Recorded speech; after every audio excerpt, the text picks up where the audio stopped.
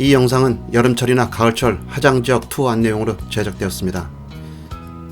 따라서 봄이나 겨울철은 이 영상에 보는 것과는 상당 부분 차이가 있을 것임을 미리 알려드립니다. 티베트 고원에서 붕괴한 거대한 지뢰는 남동쪽으로 안남산맥을 일으켰습니다.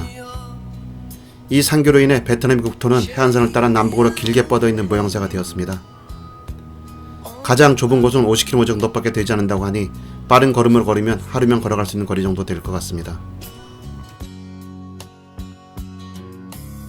그러니 베트남의 34개의 광역행정구역인 성중 최북단에 위치하여 중국과 국경을 마주하고 있는 곳. 지역의 대부분이 화강암과 석회암으로 이루어진 산지여서 인프라가 아주 열악한 것. 그러다 보니 지역 경제는 산악형 농업에만 의존할 수밖에 없어 베트남 내에서도 손에 꼽힐 정도로 가난한 곳.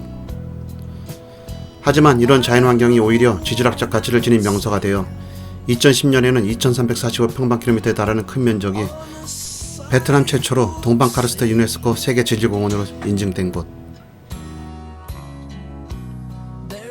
바로 베트남 뚜엔깡성의 하장, 즉 옛 하장성이라는 곳입니다. 평균 해발 1000m가 넘는 고원인 이 지질공원은 석회암이 지표면의 60% 이상을 덮고 있는데 5억 년이 넘는 시간 동안 꾸준히 진행된 침식과 풍화작용은 이곳을 깊은 협곡, 가파른 절벽, 험준한 봉우리, 울창한 돌숲, 돌사막, 석회동굴 등 숨막힐 듯한 아름답고 장엄한 경관으로 만들어 놨습니다. 그러니 이런 대자연 앞에 서는 사람이라면 누구라도 겸허해지면서 그 자연이 들려주는 매혹적인 얘기에 자연스레 귀 기울이게 되기 마련입니다. 목마른 땅으로도 불리는 이 지질공원은 몽, 다오, 따이, 로르 등 17개 소수민족이 거주하고 있는데 이들 모두 정체성이 깃든 그들만의 전통문화를 계승 보존하는 데 노력을 다하고 있습니다. 또한 이 지질공원은 열대, 아열대, 온대 카르스트 지역에 서식하는 식물과 동물이 다양한 종을 품고 있는 자연의 보고이기도 합니다. 이 공원은 4개 구역으로 나눠지는데 각 코스는 그 코스마다 고유한 특성이 있으며 이들은 이곳을 찾는 관광객들에게 이 아름다운 풍광과 함께 지역 주민들을 만나볼 멋진 기회가 되기도 합니다.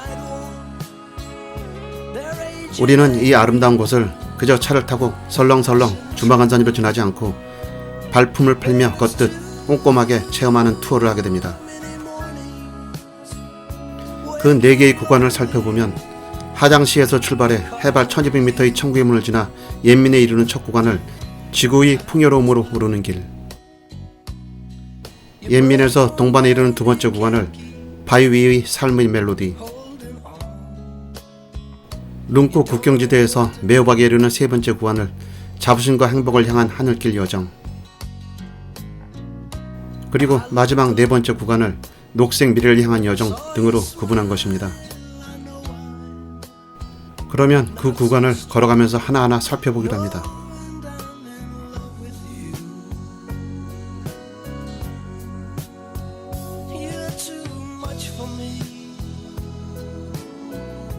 우리는 이 4개의 구간 376km를 뚜엔깡성의 하장에서 출발하여 다시 하장으로 돌아오는 원점 회귀 방식으로 진행하게 됩니다. 투어는 뚜엔깡성의 하장시에 있는 0km 원점 표지석에서 시작됩니다. 국도 푸시의 원점이기도 한 이곳을 시작으로 장장 376km에 달하는 대장정을 떠나게 되는 것입니다. 해발 104.5m의 하장시에서 시작한 이 국도는 딴손마을을 지나면서 장엄한 박순고개로 오르게 되는데 여기부터 동방카르스트 유네스코 세계지질공원 안으로 들어가게 됩니다.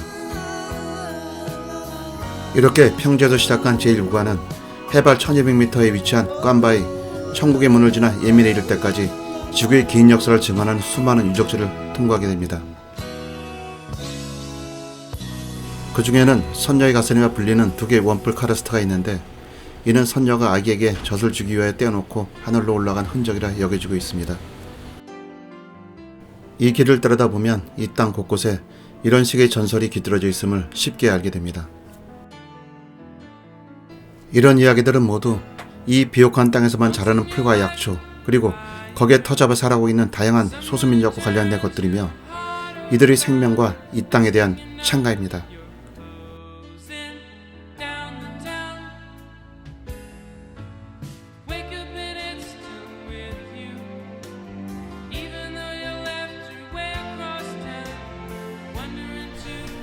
하장 시내를 관통하는 로강을 건너면서 하장 시내를 빠져나옵니다. 도로는 로강의 지류인 미행강변을 따라 속력을 냅니다.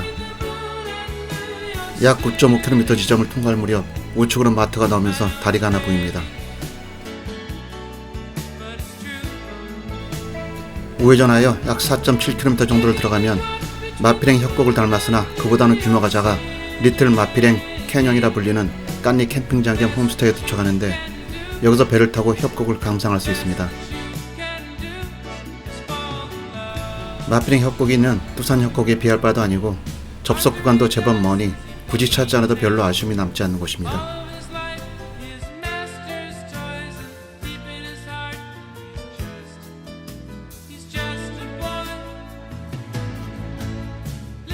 QR4C를 따라 진행하다 28km 지점을 지나면서 상가가 형성되어 있는 딴손 마을을 지나게 됩니다.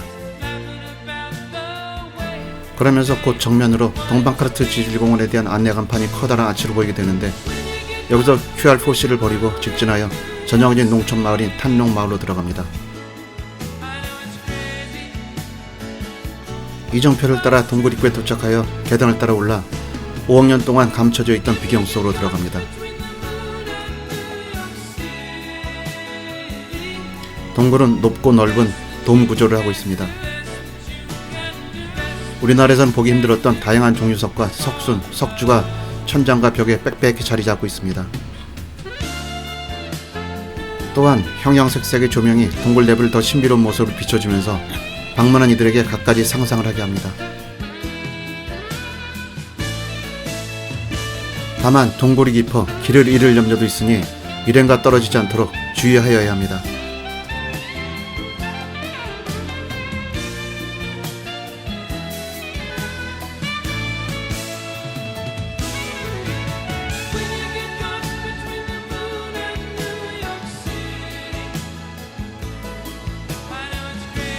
탐롱 동굴을 나와 다시 QR4C에 접속합니다. 이제부터 본격적으로 지질공원 안으로 들게 되니 이 박순고개를 지질공원의 관문이라 불러도 무방할 것 같습니다. 하장 높이 전 구간을 미리 보는 듯한 느낌을 주는 이 고개는 하장 시내가 해발 104.5m인데 비해 이 고개의 꼭대기가 450m나 됩니다. 더군다나 화강암과 석회암이 산비탈을 따라 꾸불꾸불 이어지는 모습을 하늘에서 본노라면 마치 커다란 뱀이 언덕 아래로 기어가는 듯한 느낌을 주는데 그 거리도 무려 7km에 달합니다. 박순고개 정상에는 포토존이 있는 전망대가 있으며 박순고개를 빠져나오는 시계까지 오려면 5개의 카페형 휴게소를 지나야 합니다.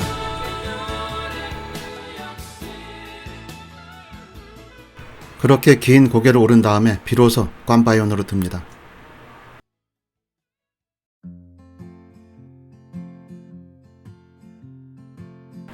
매년 10월 중순부터 11월까지는 관바, 옌민, 동반 그리고 매호박 등지에서 땀장막 페스티벌이라 불리는 메밀꽃 축제가 열립니다. 5억 년 전에는 바다였던 이곳 메밀밭 뒤에 병풍천으로 서 있는 검은색의 석회암 돌기둥은 사실 필드 카르스트라고 불리는 것으로 이는 카르스트 진화주기의 마지막 단계를 보여주는 것이라고 합니다.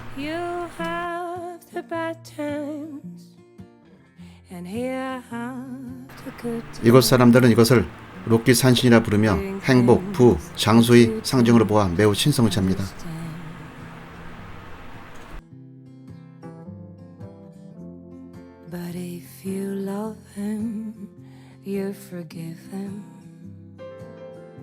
이곳으로 오를 때 사파를 다녀온 경험이 있는 사람들이라면 천국으로 들어가는 문 같은 것이 설치되어 있을 것이라 지레 짐작하기 십상입니다.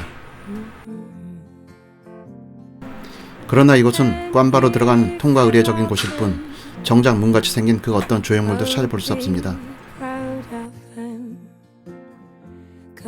물론 약 100년 전에는 이곳에 나무로 만든 문이 있어 관바로 가기 위해서는 반드시 그 문을 지나야만 했었다고 하니 지금까지 그런 이름으로 불리는 게 이해가 가긴 하는군요.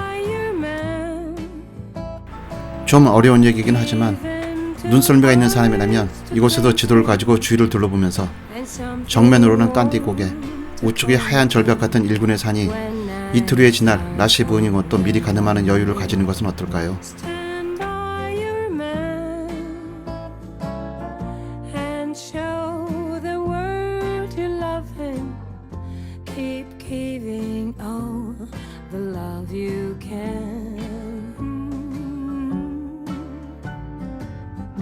참으로 재미있는 사실 하나. 실제로 화정 루프를 여행하는 사람 중 많은 이들이 그저 지나치는 장소 중 하나가 바로 이곳 선녀의 가슴이라고 합니다. 그들이 대열을 이룬 오토바이 팀이라면 더욱 그렇다고 합니다.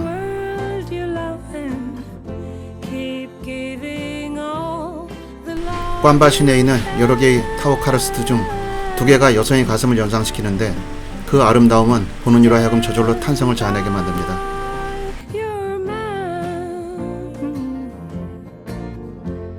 이 선녀의 가슴에는 하늘나라의 선녀와 몽족 남자의 사랑 이야기, 즉 옥황상제의 딸인 선녀는 무단으로 이 세상에 내려와서는 몽족 남자 사랑에 빠져 아기까지 낳았다가 옥황상제의 노염으로 둘이 헤어지게 됐다. 선녀는 어쩔 수 없이 아기를 위해 자기 가슴을 땅에 떼어두고 하늘에 올라갔다는 식의 뻔한 스토리를 담은 전설이 있습니다. 신성한 모성의 깊은 사랑을 담고 있는 이 선녀의 가슴은 큐엘포시의 도로변보다는 관광객 안내소 뒤의 전망대를 이용하는 게 더 좋습니다.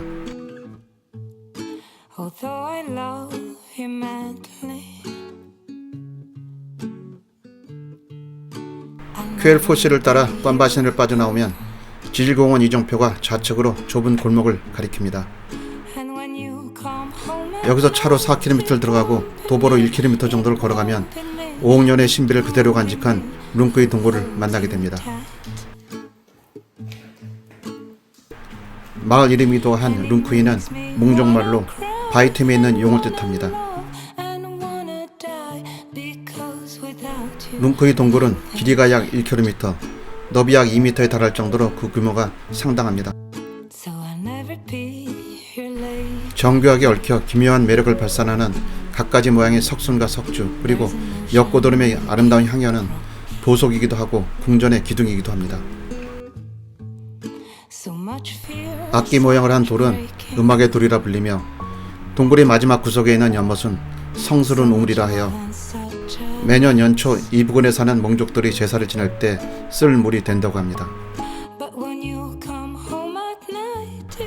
새해 1년의 풍년과 수온 성취를 빌기 위함이라고 합니다.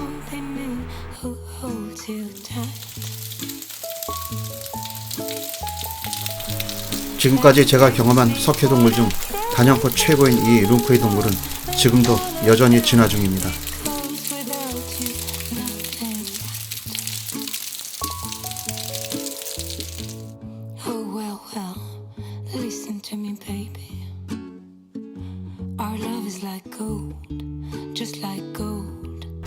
꽌바를 지나 톤꽁마 고개를 힘겹게 내려가 휴게소 하나를 지나면 정면으로 리조트 표지석이 보입니다.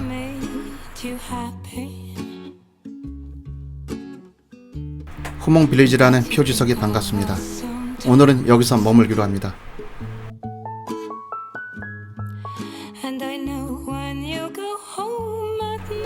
숙박시설이 빈약한 이 부근에서 이만한 숙박시설을 찾기가 쉽지 않습니다.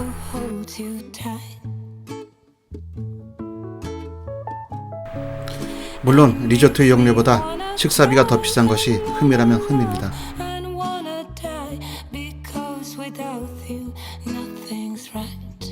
야외 수영장, 피트니스 센터, 멋진 정원, 공용 라운지 등을 갖추고 있어 최고급 리조트로서 조금 더 손색이 없습니다.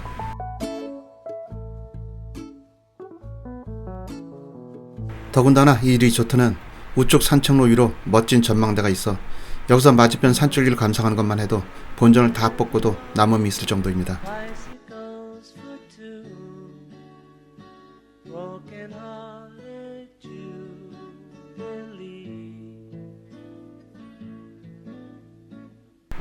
또한 가족 단위로 머물 수 있는 몽족 여인 애들이 망태 모양의 방갈로도 아주 인상적입니다.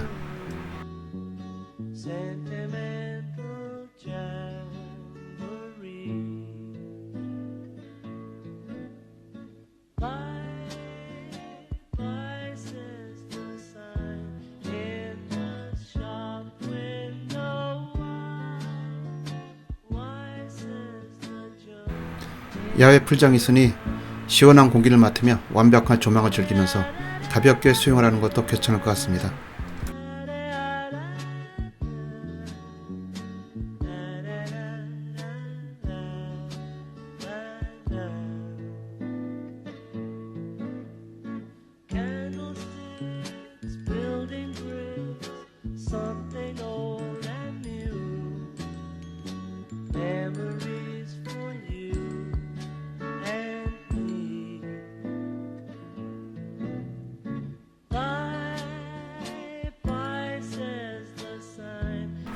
이른 시간 가볍게 산책을 마치고 아침 식사를 한 후 둘째 날 일정을 시작합니다. 이분은 후몽 리조트를 출발하여 룽푸 국규탑의 로로마을까지 이어지는 여정입니다. 수고하셨습니다.